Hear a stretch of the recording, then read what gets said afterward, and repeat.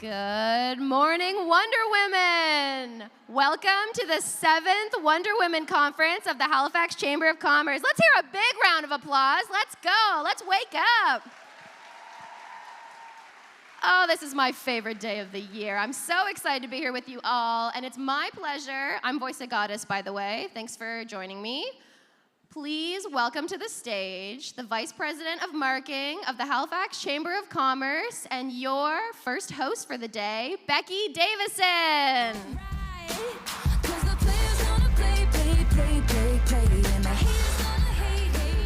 Good morning, everyone. Thank you for being here. We're so excited to have you all here. As Emma said, my name is Becky Davidson. I'm the Vice President of Marketing at the Halifax Chamber of Commerce, and it is our 7th Wonder Woman Conference. It's incredible. Thank you, Boyneclarke, for being along with us the entire way. We really appreciate it. We're all excited to be here with you today. And have you ever been in a room with this many powerful women? I just don't know. It's incredible. Yes, exactly. It's amazing. Before we begin, I would like to acknowledge that this conference and all of us here in this room are located on the Mi'kma'ki, the ancestral, traditional, unceded, and unsurrendered lands of the Mi'kmaq people. We are grateful for the opportunity to gather here today on these sacred lands protected by the peace and friendship treaties. We recognize that the Mi'kmaq people as stewards, caretakers, and knowledge keepers of this land. As many of us here today are settlers in this land, it is important we learn the history of the treaties. We are all treaty people. National Indigenous Peoples Day is happening on June 21st, and the North American Indigenous Games are arriving in Halifax on July 24th. If you haven't noticed that happening in the city, it's going to be an incredible experience. I would recommend you all sign up to volunteer. They're still looking for volunteers, and it's going to be an event like no other in our city. Please take part. And shifting gears, it's been a scary few weeks in Nova Scotia with the fires that have been happening, and our hearts are with the folks impacted by the fires. I know there are some of you here today, so we are thinking of you, and we want to support you. So the Chamber team is here, and we want to support you and provide resources for you. We've been collecting different resources, and on our main webpage, you can go and see some support and resources there for the Nova Scotians that have been impacted. And before I introduce our host for today, I just wanted to share 2 quick things. First, I want to give a big welcome back to my mom, who has spent most of the last 20 years living and working in Bermuda, and just this month has moved back, and she's my guest for today. And also, thanks for the jacket, Mom.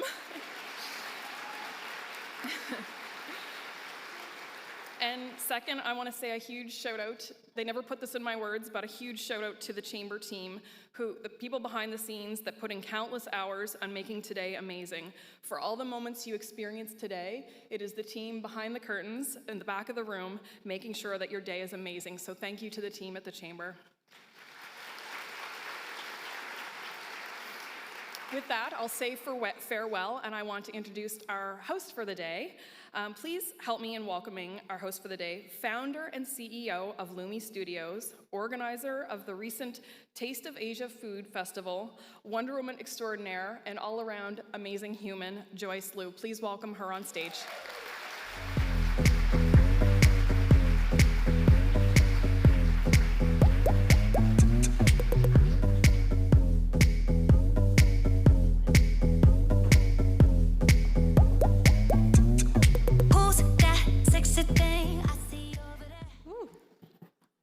Thank you, Becky, and thank you for the whole team for Chamber's Commerce here. And good morning, everyone. My name is Joyce. Happy Wonder Woman Day. Thank you all so much for coming here today. And as Becky mentioned, this is the 7th Wonder Woman Conference. And I'm so happy I can be a part of it again. So their first conference in 2018 had 150 people. So now let's see for today. Let's have a count. We have over 600 attendees today.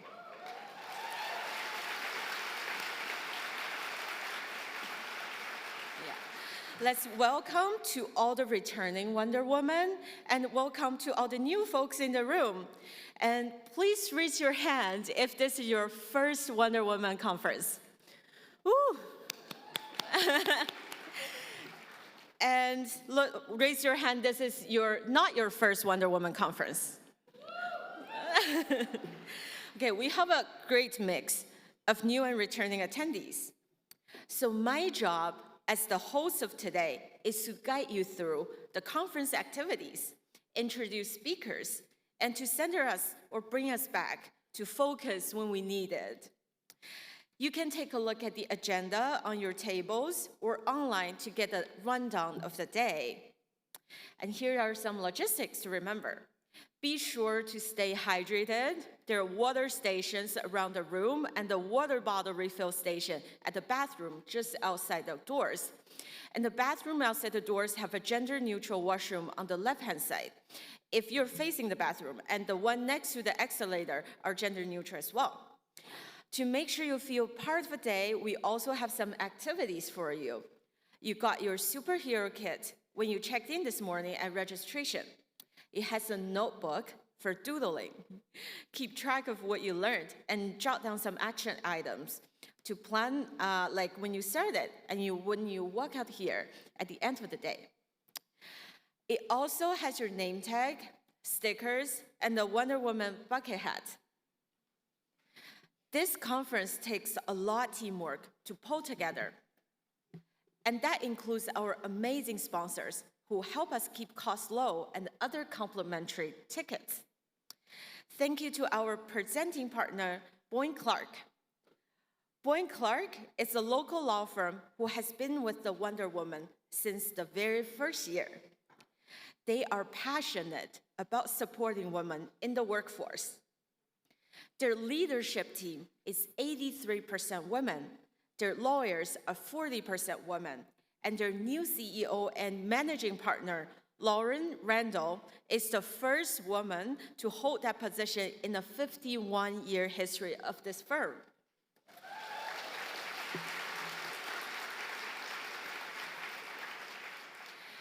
And next, thank you to our champion partner, the Department of Labor, Skills, and Immigration with the Nova Scotia provincial government.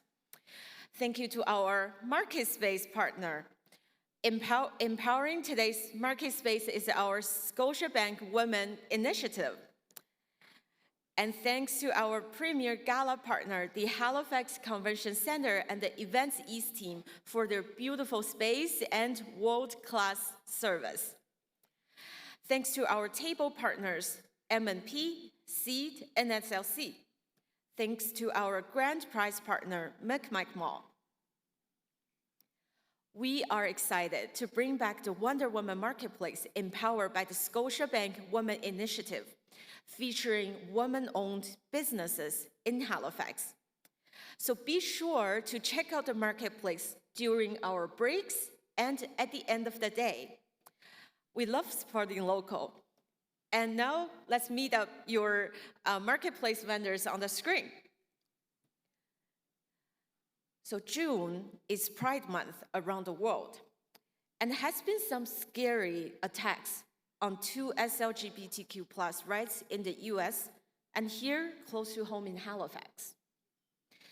Please take care of each other and find out how to be an ally. June is also Indigenous History Month, and next month in Halifax, we're hosting the North American Indigenous Games. There are lots of great resources available on their website to be a warm and welcoming city as thousands of athletes are making their way to our city. Next, I want to say hi to some folks who are returning to Wonder Woman and some new ones.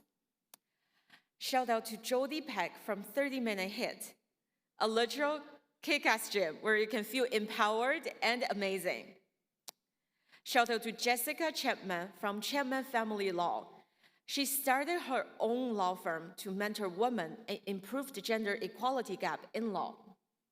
Shout out to Stacy Darku from S&M Counseling, who just spoke at the Chamber's Mental Health Lunch a few weeks ago. and started her business during COVID. Shout out to Fumi with Mishnat Fashion.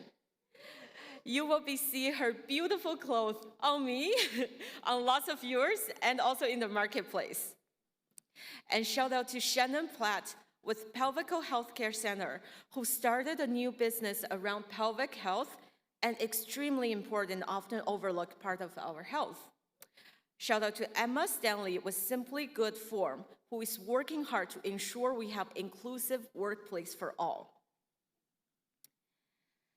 And please follow along us with today on social media using the tag #WW2023. Share your experience. So our grand prize today is 2 $500 shopping sprees at Micmac Mall. All registrations that checked in are already in the draw, so we'll be drawing for those at the end of the day. Okay, thank you again to all the people that we have here today. And then now it's time to kick off our day with a mindfulness activity. Let's all take a deep breath in and out. And if possible, please stand up.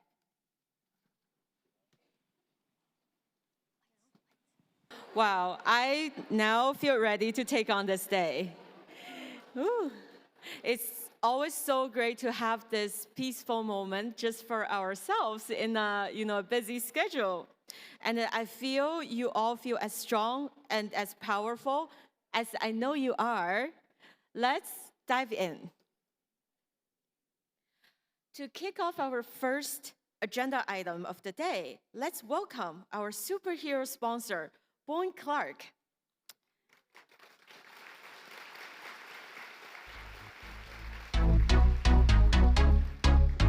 Leah has been practicing corporate law with Boyneclarke since 2005 and carries on a varied corporate practice, advising.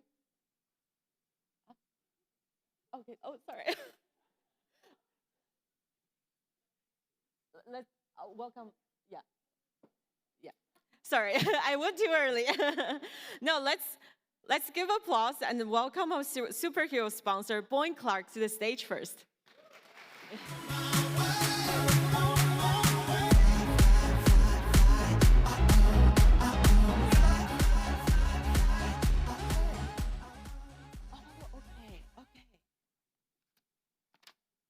Okay, Tracy. Sorry about that ad again. One more time. Let's welcome Tracy. Yeah. So,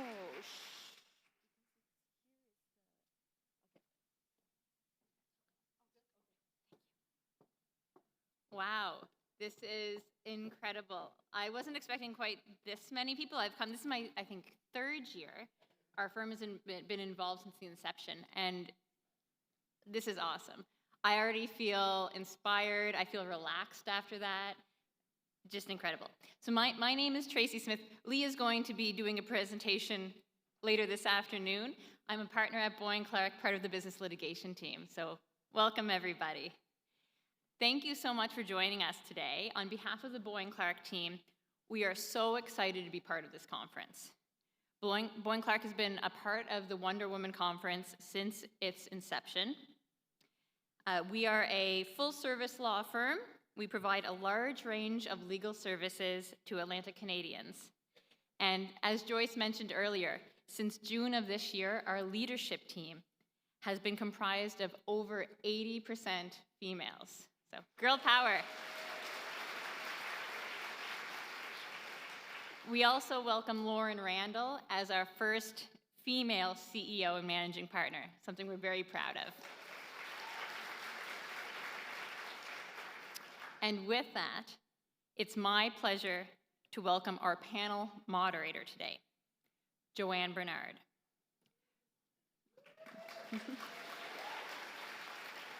Joanne has been building communities in Nova Scotia for over 20 years. She established the Marguerite Centre for Women Recovering from Addictions and Abuse in Nova Scotia in 2022 and began leading Alice House in 2005, which offers second-stage housing for women and children leaving abusive relationships. Elected in 2013, Bernard was the first openly gay MLA cabinet minister in the history of Nova Scotia government.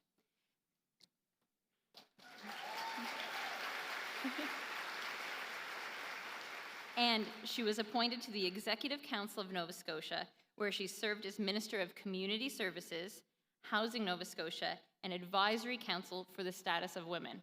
Just an incredible human. Joanne is currently President and CEO of Easter Seals Nova Scotia. Woo! Bernard has been recognized for numerous awards, including the Peter F. Drucker Award for Nonprofit Management in Canada in 2011, the Holly House Award in 2009, and multiple wins for the much-coveted Donner Award. Most recently, Joanne was named Business Leader of the Year at the 2023 Halifax Business Awards. And it's a long, I'm telling you, I'm honored to even be on the same stage she's going to be on. And she received the Melheb Hourglass Award for exceptional service for her work on accessibility. Her superpower, resiliency.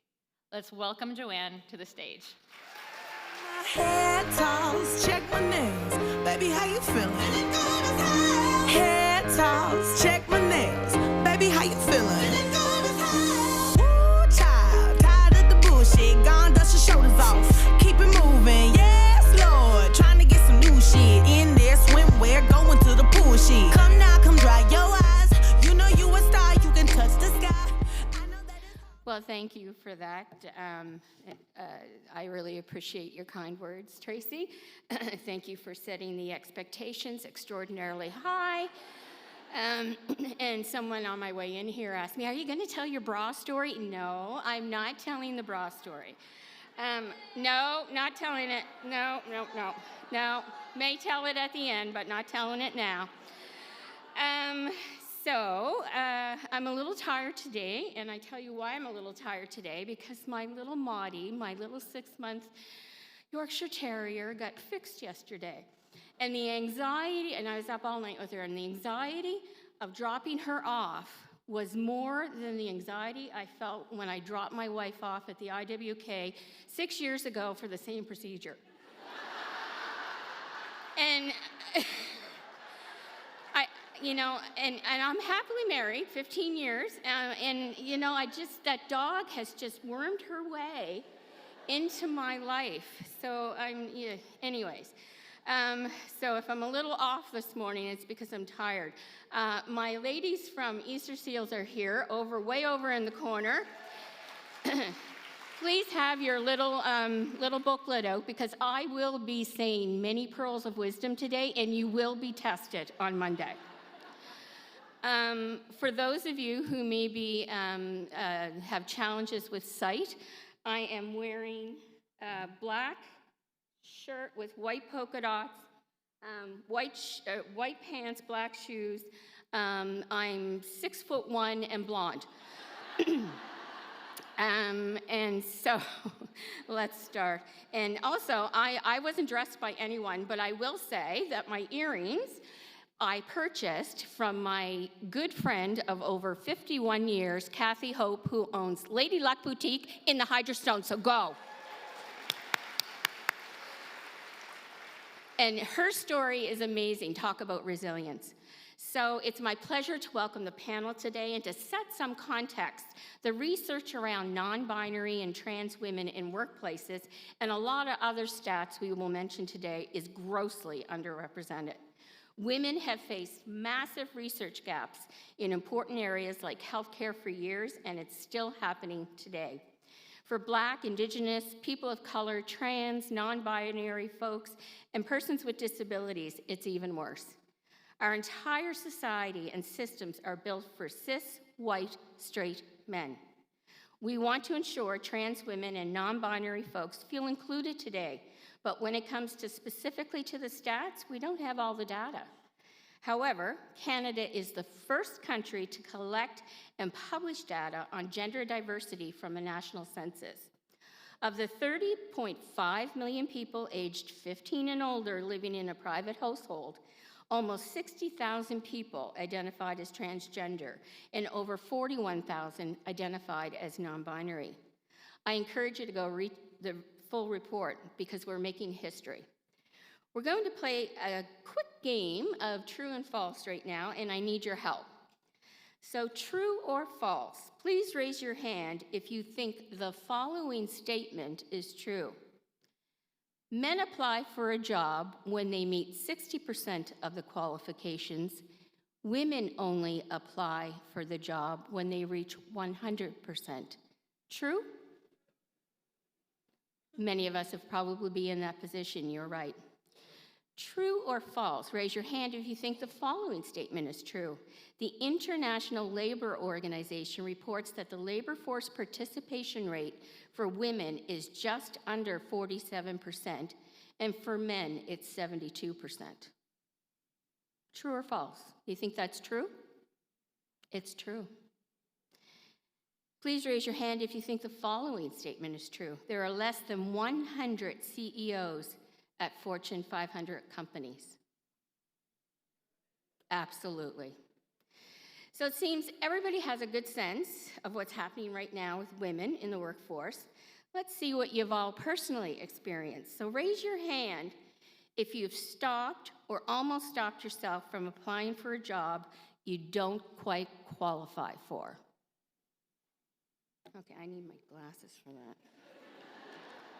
Okay, again? Okay, that's a majority easily. Sidebar. This is a conversation that men and women will have when looking at running politically. You go up to a woman and you say, we really would like you to put your name on the ballot and run for the nomination of XYZ party. And the response will always be, or mostly be, oh my God, me? Really? You really think that I should do that? So you go to a man and you say the same thing, and their response will be, well, Jesus, what took you so long in asking me? That is the truth. I told the man I was running, and I beat a man in the nomination, and I beat 2 men in the election. And in 2017, I lost. But there were 3 women on the ballot, and I would prefer to lose to another woman being elected than a man any day of the week. Simple as that. So let's look at another question here. Raise your hand if you question your ability to do your job as well as your counterpart, man or otherwise. That one's a little better. I'm glad to see that. Raise your hand if you kept quiet about important work for fear of seeming bossy.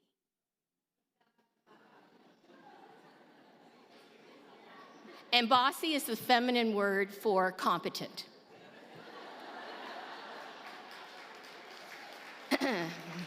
I tell my 4-year-old granddaughter that every day. So thank you, everyone. If you looked around, you may have seen we're all having similar experiences as women, trans, and non-binary folks in the workplaces. And we're going to dive a deep bit into our panelists now. So I'm going to read their bios, and Nadine Bernard, no, we're not related. We get asked that all the time. So I just saw her post on social media where she took a picture of the 2 of us and captioned it, The Bernards. Nadine Bernard is a visionary Mi'kmaq entrepreneur from the Waikogama First Nation, currently residing in Sydney with her family. She's a progressive leader, recognized for her exceptional work in Indigenous engagement and procurement across Atlantic Canada. Nadine is the CEO and founder of Indigevisor Limited, a consulting firm that provides unparalleled support to organizations looking to develop their Indigenous communication and engagement strategies, and established Indigenous benefit plans for infrastructure projects.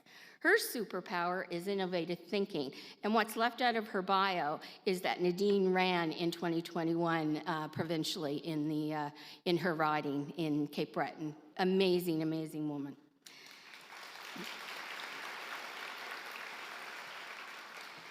Angela Jessop, who her son and my son played together in grades 5 and 6, is the quality manager at the Oland Brewery in Halifax, Nova Scotia. As of 7 days ago, she is officially retired. She told me today she's on day 7. 33-year career. She graduated from Acadia University and Dalhousie University in chemistry and chemical engineering. She has spent the majority of her 33-year career with Labatt Brewery of Canada in the quality food safety field. Can you imagine working in a beer factory in the quality control section? All of a sudden, I'm going back to Laverne and Shirley. But anyways, her key commitment is to ensure that consumers enjoy safe beverages of the highest quality. Angela is very proud that Oland Brewery received a second consecutive AA grade on their British Retail Consortium Food Safety Certification in 2022, and her superpower is critical thinking and coaching. Now for our last panelist. Michelle Mahoney was born with arthrogryposis, which is a lack of muscle and joints in the body. She has limited mobility in her arms, hands, and knees, and she was born with club feet and a dislocated hip. The doctors told her parents she would probably never walk. Michelle graduated from St. Francis Xavier University in 1995, which what she likes to refer to as a Bachelor of Arts with a major in independence. Actually, it was a Bachelor of Arts in Sociology. She sits on the board of directors for Easter Seals Nova Scotia, and she also sits on the Easter Seals board in Canada, representing Nova Scotia. Michelle has completed the Rick Hansen Foundation Accessibility Certification course and completed the national exam. And I might add, it's not in here, but she is the accessibility officer, the first at King's University, and she started that this year. And kudos to King's for hiring someone with a disability who has lived the experiences and has the knowledge needed. So her superpower is being unstoppable. And after 7 years of knowing this woman, yes, she is. So let's welcome our panelists to the stage, please. If he don't love you anymore, just walk your fine ass out the door. I do my head talk, check my nails. Baby, how you feeling? Head talk, check my nails. Baby, how you feeling? Feeling good as hell. Baby, how you feeling? Woo, girl, need to kick off your shoes. Gotta take a deep breath, time to focus on you. All the big fights, long nights that you've been through. I got a bottle of tequila I've been saving for you. Thank God. 'Cause he better know my worth. There's so much that I deserve, but I ain't worried now. I'ma let my head down. He been trying it, but not today. So girl, All right. So these three ladies are wonderful. I must tell you, I know two of them intimately. That doesn't sound right. I know Michelle through my work and has become a friend. I've known Michelle or Nadine through the Advisory Council on the Status of Women, and then we've become friends since then. So, and Angela, God love you. I don't know you at all, but our sons do. They know each other. So, ladies, I wanted to ask each of you, what did you think of those stats, and were you surprised? Okay, somebody has to speak. Okay, I can start. And I don't think I was surprised by number 2 and number 3. Those are pretty, they're out there. I was really surprised by number 1. And I think what struck me was that women have, they don't want to fail, right? We don't want to put ourselves out unless it's kind of a sure thing. And I think that's kind of alarming. I think that's something we have to get beyond. So that was the one thing one stat that really hit me. yeah, I agree. I was surprised at that stat as well. Yeah. Nadine?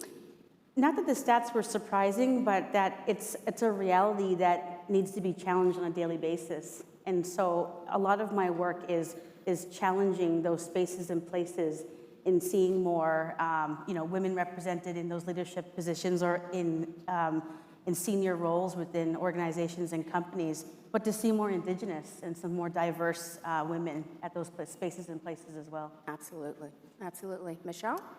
Well, I find you never see a person with a disability. That's my expertise. So you never see a person with a disability in a leadership role. I have never seen someone. So the fact that I've been given a leadership role this year has been, I'm making the job up as I go, and I think I'm doing a good job. You are.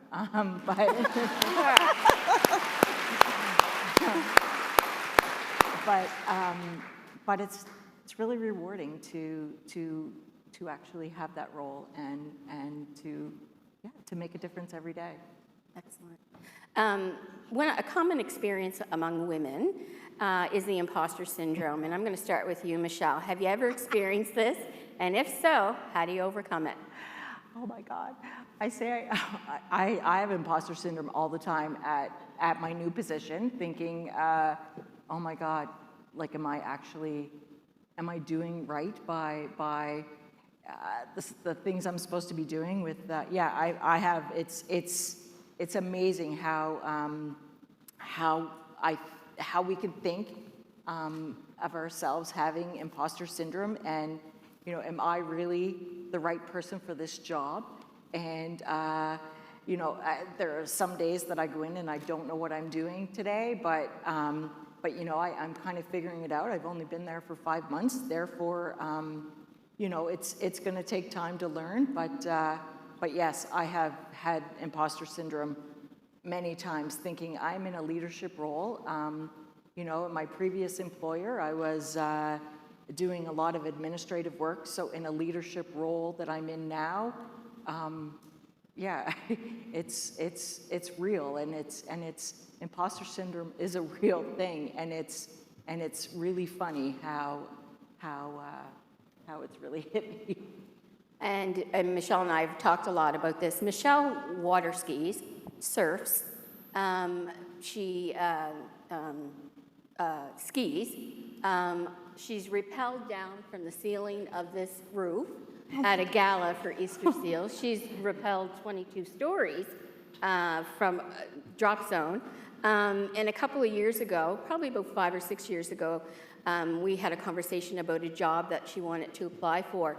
And she said, I know I'm more than able to do it, but I just don't know. And I looked at her, and we had a conversation around that. And I took that more than able, and I changed it to the tagline for Easter Seals Nova Scotia, because everyone is more than able. And so that's where that tagline comes from, is a conversation with Michelle.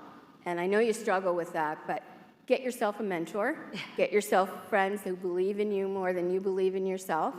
Nadine, what do you think about imposter syndrome? I think from the imposter syndrome, it's, you get some of the pressures and the judgments you get from sometimes in spaces from male counterparts, but it's the lateral violence sometimes within our own professional women's circles. Just the other day, just mentioning that, being on the panel and participating here, and her message to me was, I don't waste my time at events like that. And it felt so discouraging to feel from another woman, another professional woman, that to think that this, being a leader or being a part of a panel, to be able to speak from experience and to give some experience and leadership examples. So it's being reminded that there's still a culture within our, not just from the men in our circles, but from our women in our circles. So to keep applying that pressure of thinking that we are imposters, that we're not good enough, and that we haven't attained enough to be where we're at. Wow. I can't ever imagine this space to be a waste of time. I personally came for the bucket hat, but Angela? Yeah, I'll be very, very honest with you. Like I've been working in manufacturing. I don't have, and it's really been focused on that. I had to look up what imposter syndrome was. I didn't know what it was. My daughters all know what it is, but I don't know what it is. And I don't think I felt it from the true definition, which is really that you think that you aren't qualified and that you're going to be exposed as a fraud. I don't think I've ever seen that. What I have felt is uncomfortable and putting myself in a role where I'm not comfortable. I'm terribly uncomfortable up here this morning. This is so far outside my comfort zone, it's unimaginable. But I thought, well, you know, you have to. Yeah, you're doing great. But you have to do that. You have to do that. We as women have exceptionally high expectation for ourselves. If we're not doing every part of our life at 100%, we feel like we're failing. It's wrong. So I don't have imposter syndrome, I don't think, by the technical term, but I do understand the value in getting outside my comfort zone. And I think that that's, as women, that's something we have to be practicing. It's not something you do once every 10 years. It's a constant practice of where do I, you know, how do I make myself uncomfortable and what do I learn from it? Not always going to be successful, but what am I going to learn from it? So that's what I... Absolutely. We need more women in the workplace and in positions of power. So it just give you a sidebar. I'm famous for my sidebars. Politically, there were more men named John elected to the House of Assembly, established in 1749, than there were women up until 2013. Think about that. Wow. Women got the vote in 1920. It wasn't until 40 years later when Gladys Porter was elected. So far, up into the government of today, 62 women have been elected in this province.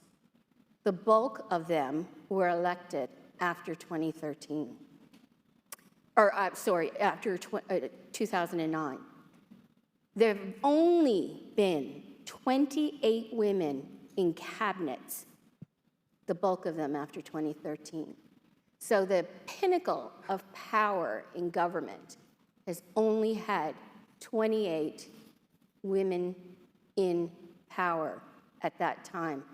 And as a former cabinet minister, I can tell you, you don't make your place at that table, you take your place at that table. Write that down, girls, that was really good. So it's really important, and I don't care what political party you are, look at running for government. So what would be your suggestions for, let's see, I don't know, women getting into the workforce in places of power? How do you make it happen? Come on, Michelle, you have the answer. I guess gaining the confidence and having, like you said, having a mentor. You know, I feel that I'm really succeeding in my current position because so many people come to me and they want my input on things, and you know, I feel valued and I feel supported, and therefore, when you feel that way about yourself, you become more confident, and you want to make a difference. You know, I want to make a difference every day. I'm going to change the world one accessible door at a time.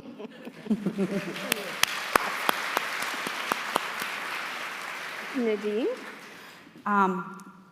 So I had purposely deleted the part where I ran in the election, and you so graciously added that back in. I only added it back in because you ran for the Liberals. If you had ran for somebody else, I wouldn't have added it. I don't know if that really works for me. It's like me saying I'm a Toronto Maple Leafs fan. Like, we don't say it out loud, that's right? Worse. Are you a Leafs fan? I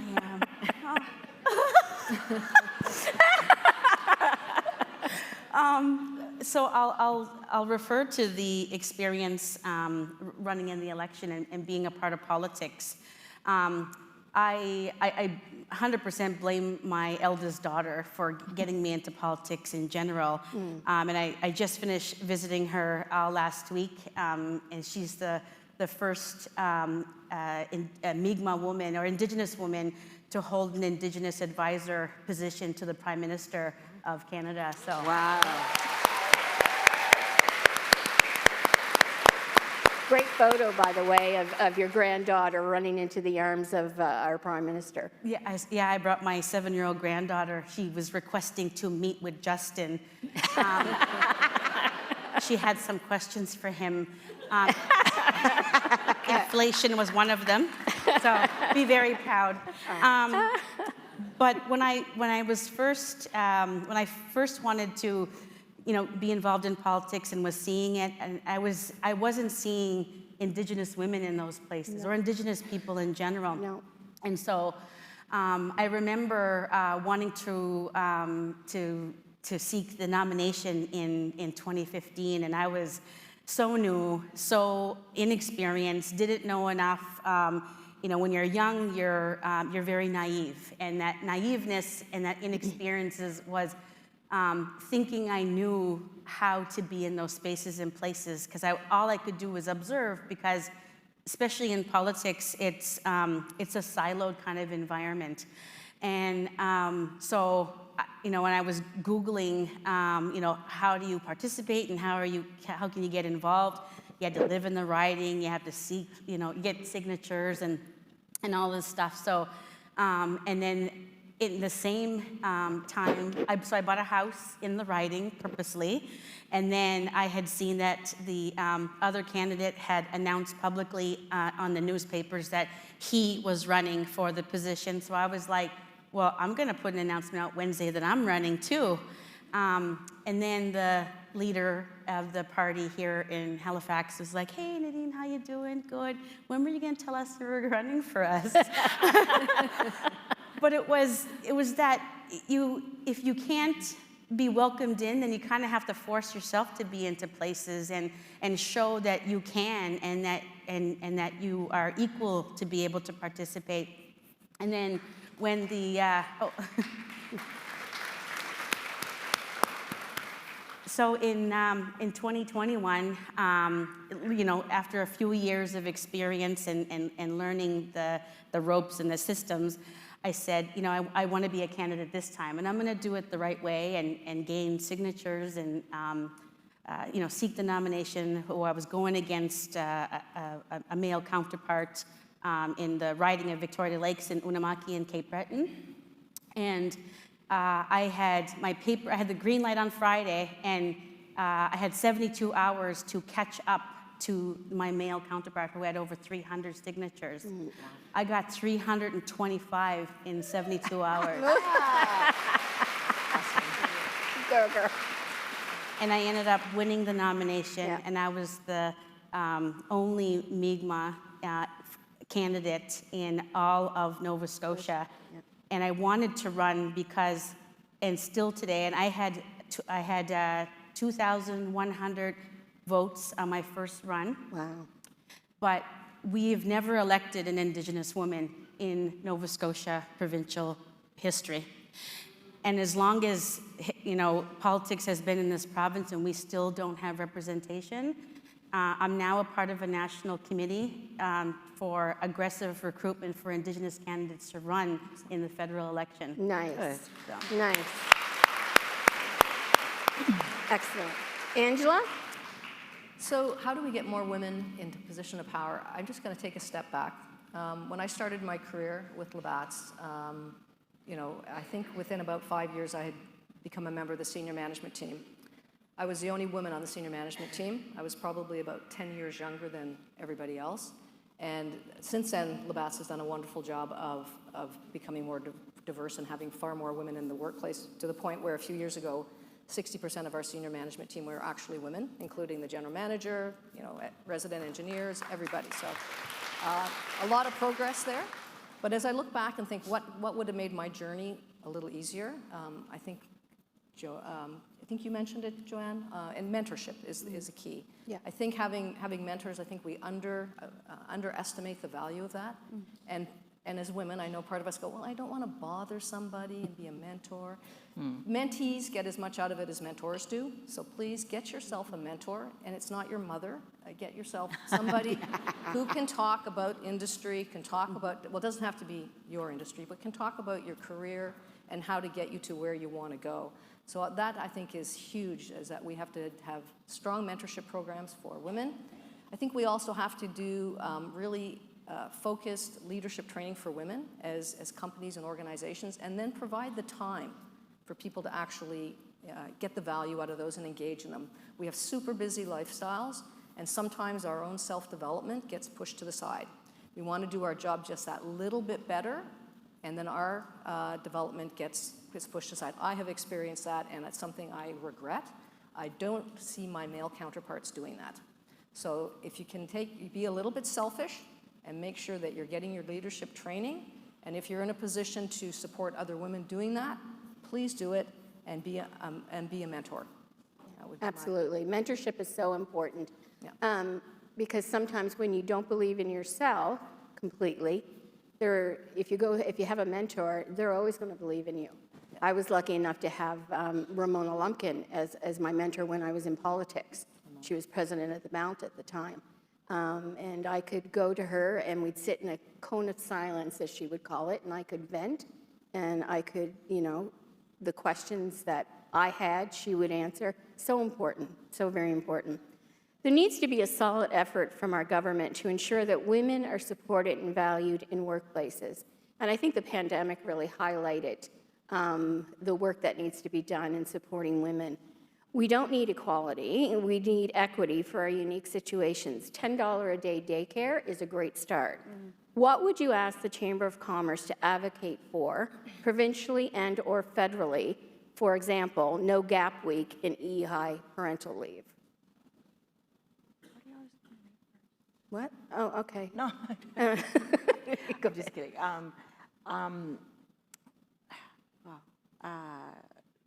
Think about that. I think, can you come back to me? You can? Nadine?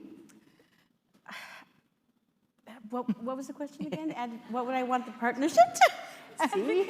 There needs to be a solid effort from government. So what would you like the Chamber to be able to advocate to the different levels of government to support women in the workplace? Well, you touched on probably the most important part with childcare. Yeah. Being a true advocate for that. I was a single mom. I was a widowed mom, and it's hard. It's expensive. It's a struggle. You make sacrifices that are sometimes unfair, and the guilt in having to choose between one or the other. And sometimes it feels like it's a lonely war, like you're the only soldier that's fighting for something, and wanting to be a role model, but having to be a provider. And why can't you be a role model and a provider at the same time, right? So more than anything, I guess, just making sure that right across the table for not only the provincially run daycares, but for the home care, the home-based childcares as well, that offer, language as the foundation and culture for our diverse population in Nova Scotia. Absolutely. Yeah. Absolutely. Angela? Yeah, I totally agree with the childcare. I had that down as something that I think that we have to continue that journey on. We get more women in the workforce to close that gap between 47 and 72. Another area I think is pay equity. We have to make sure that when people do join the workforce that their work is valued and we get equal value for equal work. That's very important. Right now it's got good grounds, but it's not where it needs to be. So I think that's a couple of areas. And then I'm going to go back to mentorship. If there's anything the Chamber can do for mentorship specifically, that would be great. I know we count on a lot of organizations to do it. Maybe there's support that can be offered to boost that. Absolutely. Yep. Michelle? When you touched on the pandemic, and the pandemic forced employers to accommodate their employees to work from home. So I saw that as an opportunity that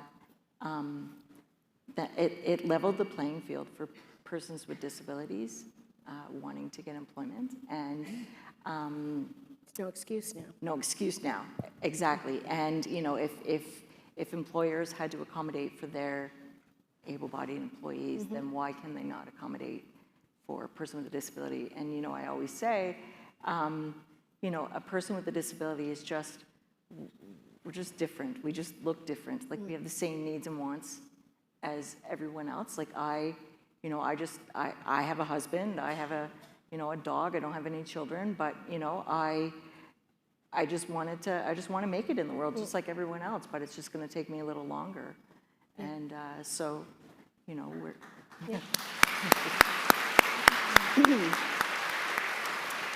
One of the things, wage parity is my big thing. The only time I'll be 60 in October, and the only time in my life I ever have wage parity was when I was a minister.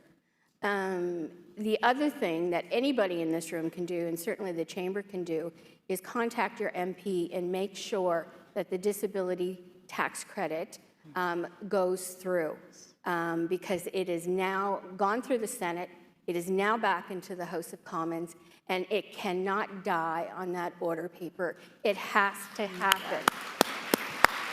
It is going to make a difference in the lives of millions of Canadians who are living in poverty, and all of them have some form of a differing ability. So please contact your MP and do that. So what can men in positions of power or otherwise do to be supportive of women in the workplace? You have a great boss. Oh my gosh, I do. Not me. No. You're my boss. Oh, that's right. Yeah, I regret saying that. Hello, Joanne. No, my, I said to my boss, who is male, and I think, I said, you've given me such a wonderful opportunity. You're taking a chance on me. Let me show you what I can do. And one day I said to him, I think I found my niche here. And his response was, and we found you. Oh.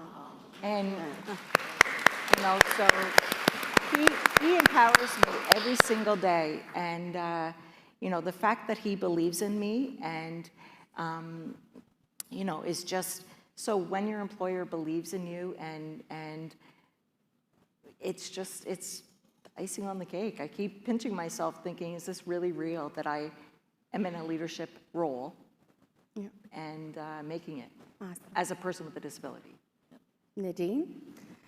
So when I was asked what my superpower was, I was like thinking of all like the normal words you would think of, like resilience and stuff. And then I was like, you know what? I said, I think my superpower is that innovative thinker and thinking outside the box on a continuous basis.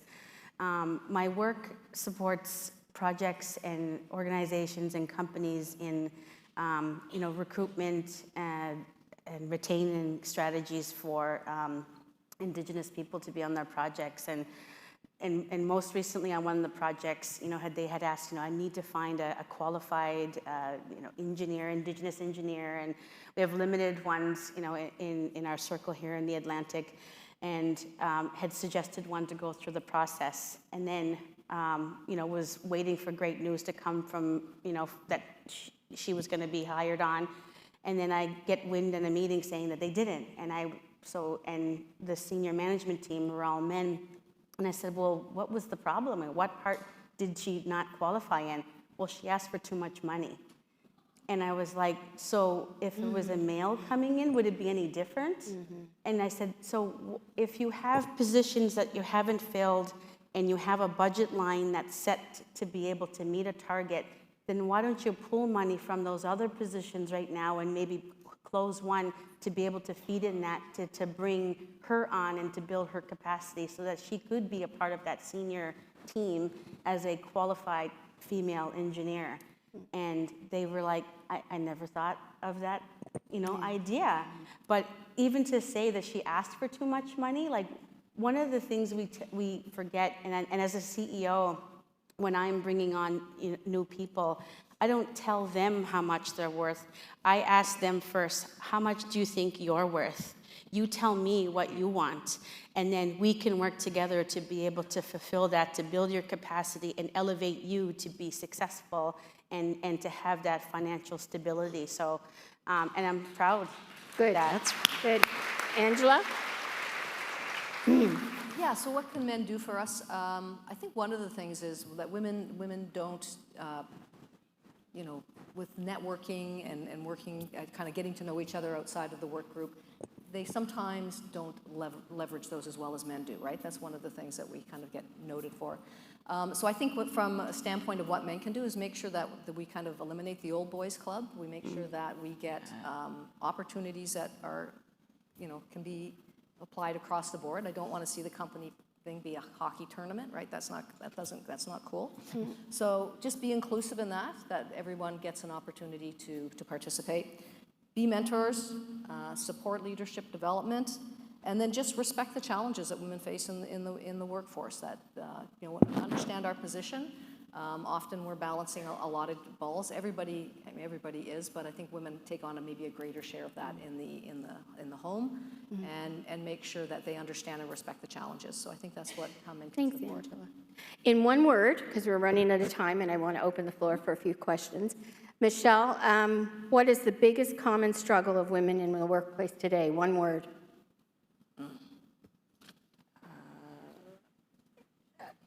Just seconds there.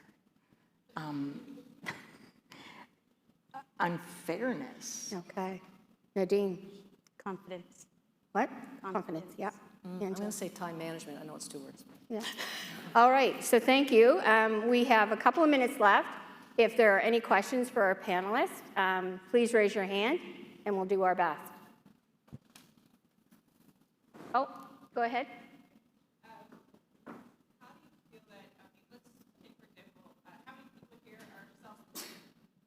How many people here are self-employed? I need my glass. Okay, quite a few. Perspective of self-employment, a lot of the government programs are targeted towards businesses, like traditional employment roles for diversity, etc. So my background, I spent 14 days a year at the hospital. I also own a technology company. What would you say would be a goal to advocate for to support disabled people who are self-employed? Anybody in particular you're asking? Michelle or Nadine, probably. So the question is how, when you're an entrepreneur with a disability, how do you advocate within government to get? All of the programs currently are for traditional, to get financial support for disability or for hiring, but none are actually targeted towards self-employed people. Right.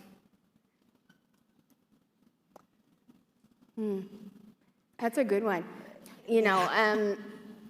Advocacy is so important. Find who is the minister or the deputy minister for that. Talk to the directorate, because the directorate is responsible for establishing standards in this province that make this province fully accessible in all realms by 2030. So meet with Dawn Stegan, talk to her, tell her your challenges as an entrepreneur, a sole proprietor with a disability, and the barriers that are there. Guaranteed she won't be aware of them unless she's told. That's really important. I always, one of the things that irritates me the most is, and I think it's great that people have EDI policies within their workplaces, absolutely so important, but I can tell you that if an African Nova Scotian lesbian is in a chair and she can't get into your business, the EDI doesn't matter. So make sure A is always on the mindset of the EDI policies in your workplace. Otherwise, you're not being inclusive, you're not being diverse, and you're missing out on a tremendous part of the labor market. EDIA. Yeah. Any other questions? There's a question. Yep. Hi. I'm a new first-time mom, and I work full-time for a great company, and I have a side hustle. And I just wanted to ask the women on the panel if you're familiar with, if you could speak to the idea of women taking on the mental load in a household and how that can impact us in the work field, whether we're working for someone else or for ourselves. It's sort of a new term for something that's been around forever and been on my mind a lot, and just love to hear your thoughts.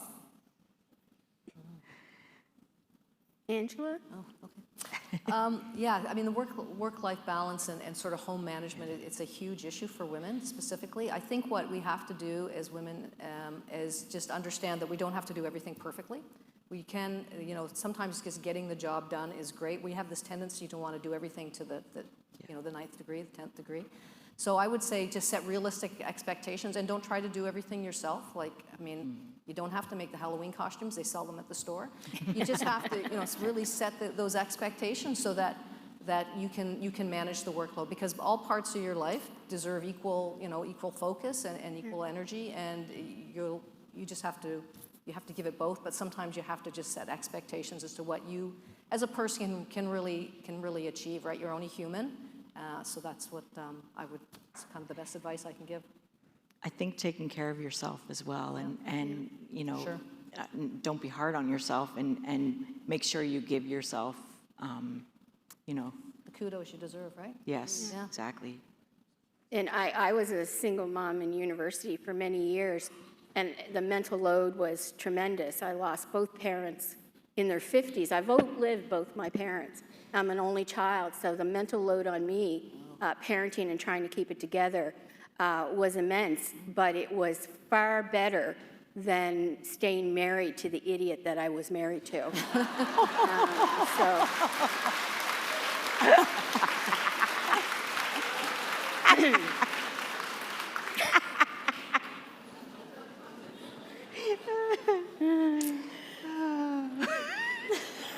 And the idiot lives in Holland. He doesn't live here, so I can say that.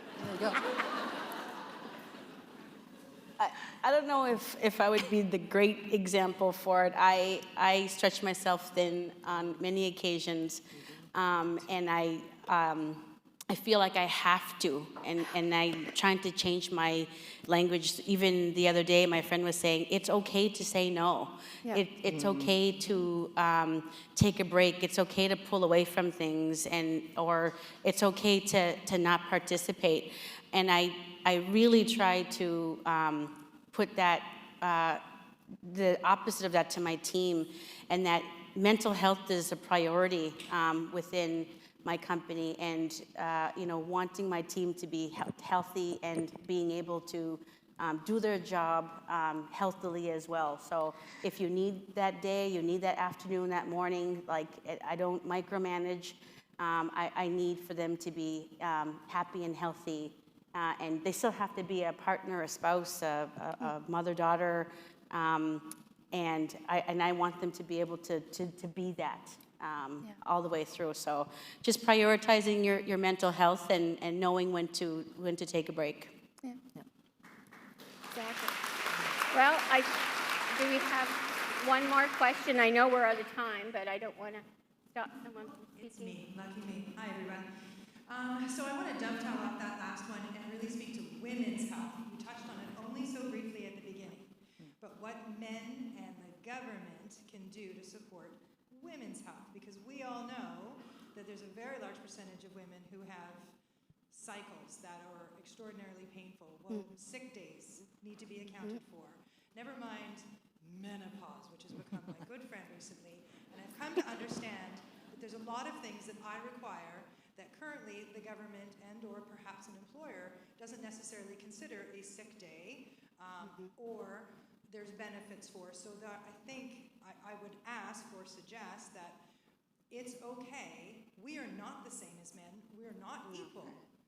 We're very different. We're looking for equity. Is that not correct? So yes. Understanding and the education towards understanding that a woman's cycle and body, to be the magical beasts that we are, do require a little bit different coverage. Yeah. And perhaps, I believe it's in Japan, they actually do have additional sick days for depending on what your issue is. So I think men can support women, and I know lots of them already do by understanding more. We're not all crazy, flighty with the vapors. I am, but you are. As an employer, the majority of my life, probably with the exception, but it wasn't under my purview as minister. But women are the majority of my workforce, and I have become more attuned to the plight of women who suffer with endometriosis. And I couldn't believe over the last year how much it's been highlighted, rightly so, from women who every month go through extraordinarily difficult, painful days, who cannot function, absolutely cannot function.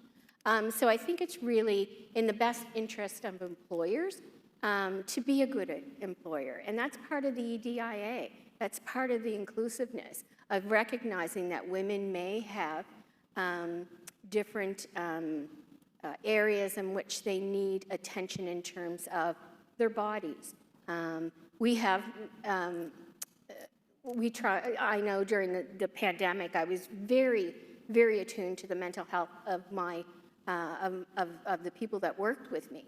And, you know, constantly checking in, are you okay? And, you know, we try to do that and make sure that that's still done. Do you have anything more to add to that? No? No? One more?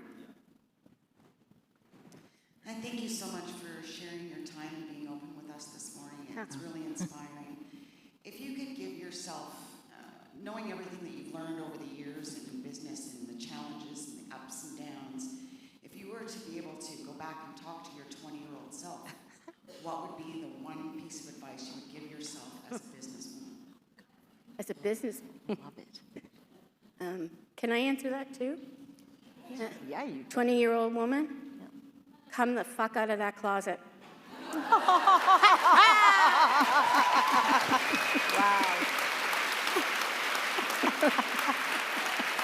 Good on you.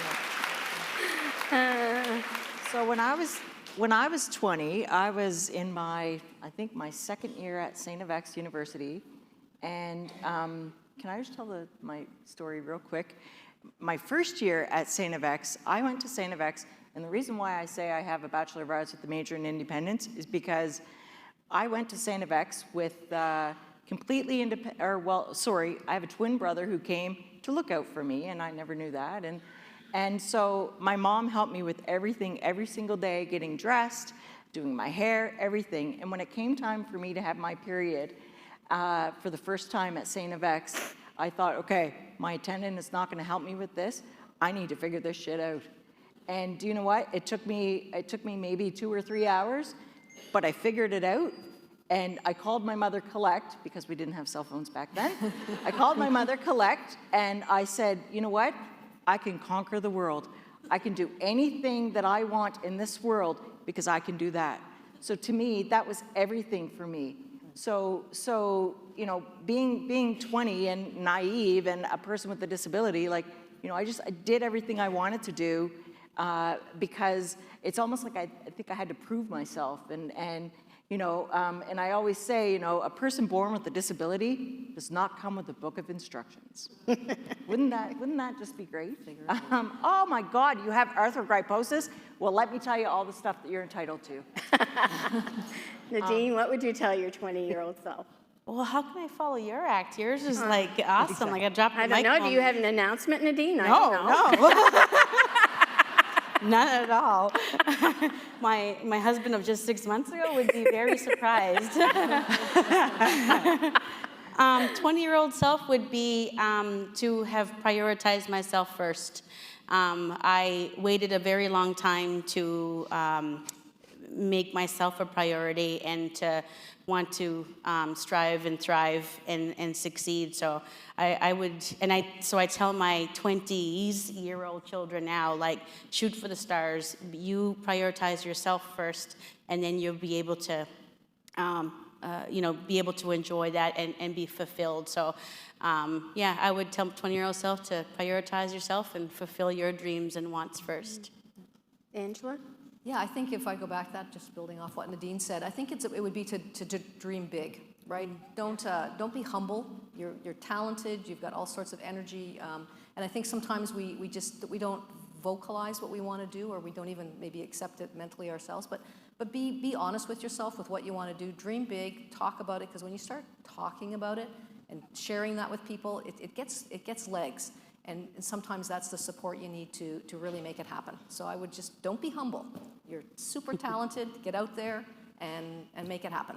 Great advice. All right, so I think we are done. And so I just want to thank Michelle, Nadine, and Angela for coming up and telling their whole truth. It's really important to be authentic. It's important to be who you are. It's important to do you, which is one of my favorite sayings. And thank you so much for having us.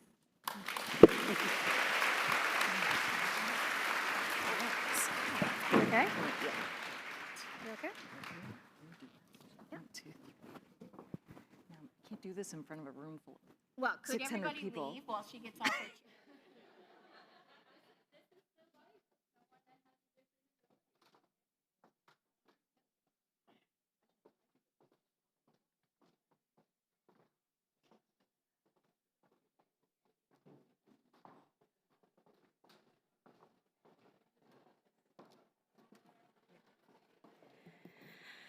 Let's give another round of applause to our Whole Truth panel.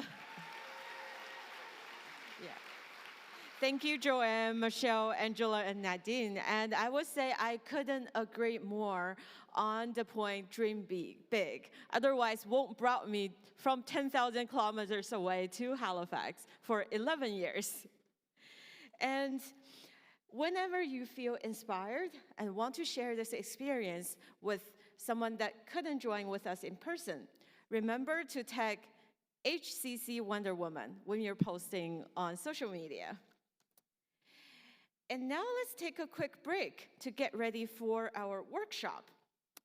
While you're on break, I want you to ask yourself or someone around you, who inspires you?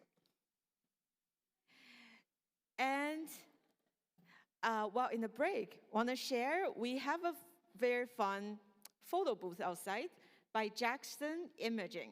They're doing a $60 headshots at the booth outside in the marketplace. And everyone, please enjoy the break, and then let's all come back in 15 minutes.